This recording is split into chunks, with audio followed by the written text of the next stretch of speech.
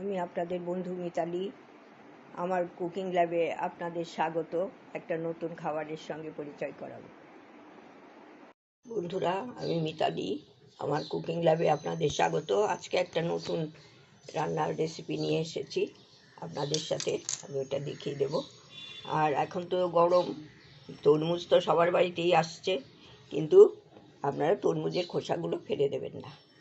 এই তরমুজের খোসা বেশ মোটা করে ছাড়িয়ে এরকম, আর তারপরে আবার ওই পাশটা এরকম করে ছাড়িয়ে নেবেন। ছাড়িয়ে ডুমো ডুমো করে ছোট ছোট করে পাতলা পাতলা করে কেটে নেবেন। কেটে তারপরে আমি এই পর্যন্ত বললাম, তারপর আবার দেখিয়ে দেব। আমি মিতালি, আমার কুকিং ল্যাবে আপনাদের স্বাগত। আমি তো দেখিয়ে দিয়েছিলাম তরমুজের খোসাগুলো এরকম ছাড়িয়ে এইরকম ছোট ছোট করে কেটে নিয়েছি। আমি বড় করেও আপনারা কাটতে পারেন, আমি একটু ছোটোই কাটলাম। আর এখানে দেওয়ার জন্য মশলা রয়েছে হলুদ গুঁড়ো, কাশ্মীরি লঙ্কার গুঁড়ো, কাঁচা লঙ্কা, ধনে গুঁড়ো, জিরে গুঁড়ো, আর এখানে নুন রয়েছে, এইটা নুন আছে।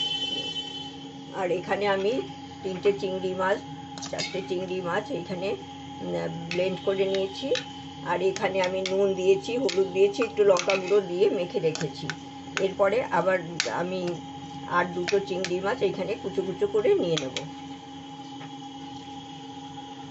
এরপর আমি তেল দিয়েছি, কড়াইতে তেল দিয়ে দিয়েছি। এখানে আমি কালো জিরে ফোড়ন দেব, কাঁচা লঙ্কা আর কালো জিরে ফোড়ন দিচ্ছি।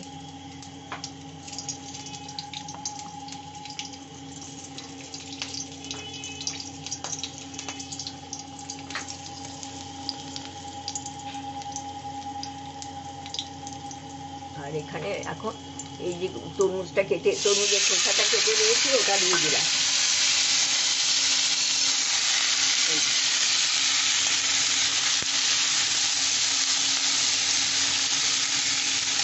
এইটা আর একটুখানি আগে বাড়াবো, মিডিয়াম আছে।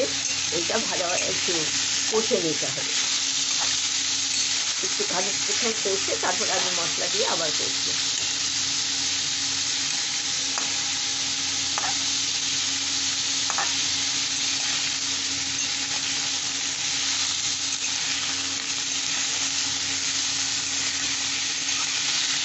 এটা ইউনিক রেসিপি, অনেক রকমভাবেই করি। এটা আজকে করছি, আপনাদের দেখিয়ে দিলাম। আবার যখন যেটা করবো দেখিয়ে দেবো,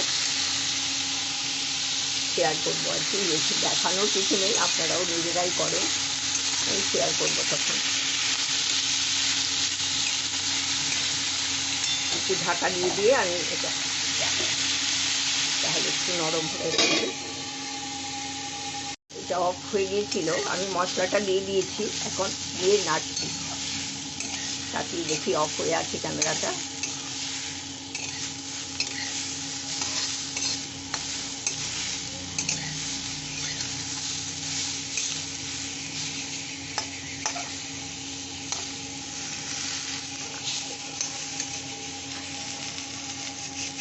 এটা একটু হবে।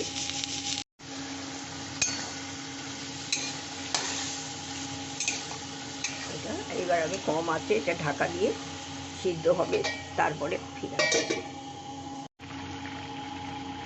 এটা একটা ফুটতে আরম্ভ করেছে, সেদ্ধও হয়ে গেছে, খুব সুন্দর সিদ্ধ হয়ে গেছে। দেখুন, একবারে লাউয়ের মতো করে সিদ্ধ হয়ে গেছে, খুব সুন্দর সিদ্ধ হয়ে গেছে।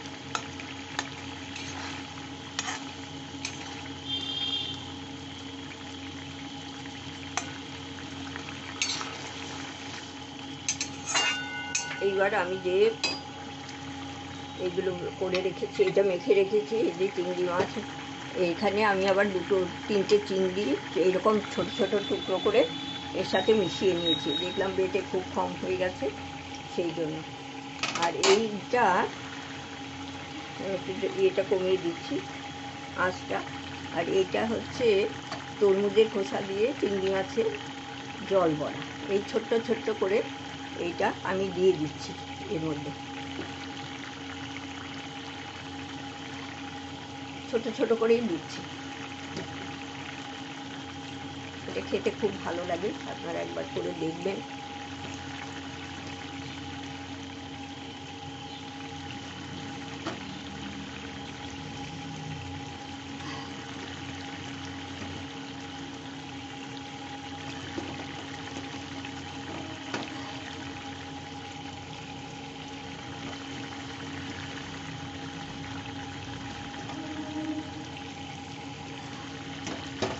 আপনাদের আমি তো অল্প করছি, অল্প দিলাম।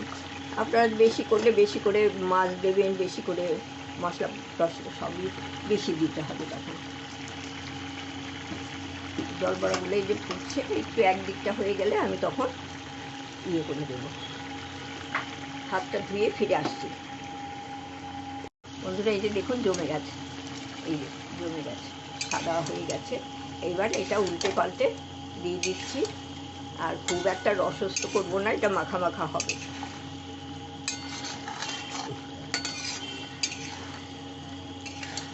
দেখুন কি সুন্দর দেখতে লাগছে, খেতেও কিন্তু খুব ভালো লাগে। আমি কয়েক টুকরোটা টমেটো দিয়ে দিয়েছিলাম, এই যে সেই সময় আমি দেখাতে পারিনি।